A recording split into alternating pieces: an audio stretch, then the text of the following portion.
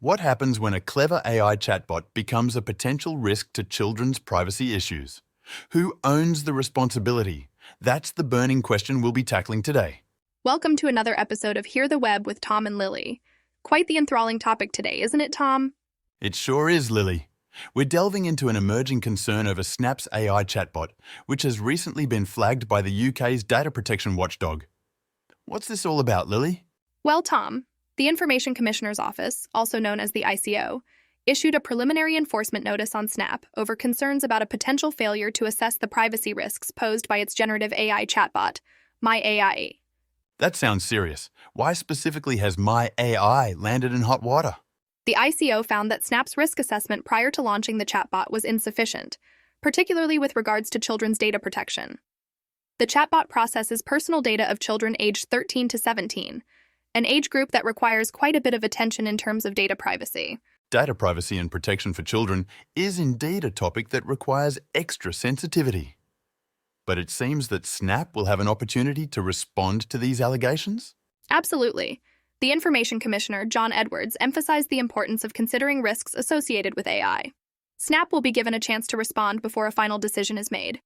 Now, I think it's worth mentioning that this chatbot is built with OpenAI's ChatGPT technology. Could you explain a bit more about My AI and why it's been flagged for children's data protection? Sure, Tom. My AI was introduced by Snap at the top of users' feeds as a virtual friend that could be asked for advice or sent snaps. It was first available to Snapchat Plus subscribers before becoming accessible to free users as well. And yet, despite alleged safeguards set in place by Snap, including age-appropriate content, non-offensive replies and more, it seems My AI still faced backlash. That's right. There were reports about the chatbot giving questionable advice. For example, it suggested ways to mask the smell of alcohol to a 15-year-old user and gave a 13-year-old advice on preparations on having sex for the first time. Those are indeed serious concerns. Now, moving forward, how are the other regulators reacting to this issue of generative AI and privacy issues? The G7 DPAs, which includes regulators in France, Germany, Italy, and the UK, stress the importance of embedding privacy in the design of such AI technologies. They want developers to provide a well-documented privacy impact assessment. Interesting indeed. So, amid all this, what's Snap's stance on this situation? Snap promised to work constructively with the ICO, ensuring compliance with data protection procedures while putting user privacy at the forefront. Backing up their statement, they assured that My AI went through a robust legal and privacy review process before its launch. Fascinating. It's clear that as technology evolves, so too do the challenges we face in managing it.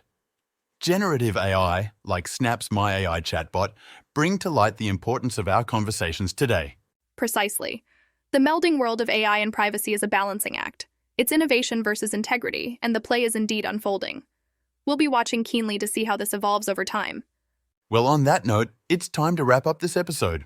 To all our listeners, thank you for tuning in to this week's episode of Hear the Web. Keep those ears open for next week, folks. Until then, this is Lily. And Tom, signing off. Stay curious, listeners.